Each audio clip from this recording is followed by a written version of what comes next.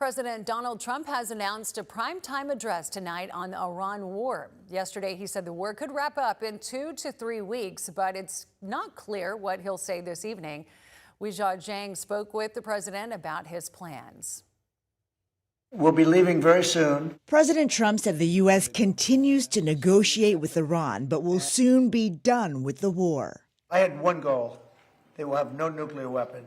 And that goal has been attained. They will not have nuclear weapons, but we're finishing the job, and I think within maybe 2 weeks, maybe a couple of days. In a phone interview, I asked the president if removing the enriched uranium that remains in Iran, a critical component to make a nuclear weapon, is a requirement to declare victory. Trump said, "I don't even think about it. That's so deeply buried, it's going to be hard for anybody." Trump said it's possible Iran will make a deal in the coming weeks, but added that is not necessary for the U.S. to end the war. They're losing.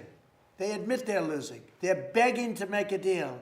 Earlier Tuesday, the president said reopening the Strait of Hormuz is up to other nations since they depend on Gulf oil far more than the U.S. "I'm not a gatekeeper for them," he said in our interview. "Countries have to come in and take care of it."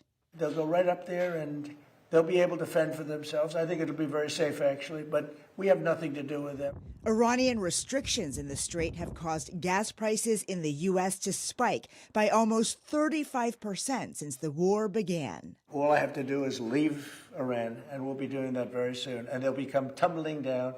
In a new warning, Iran's Revolutionary Guard Corps is threatening to attack the Middle East offices of American tech firms Wednesday night if Iranian leaders continue to be targeted by airstrikes. At least 18 companies have been singled out, including Microsoft, Google, and Apple. The president says most of those leaders are already dead. Weijia Jiang, CBS News, the White House.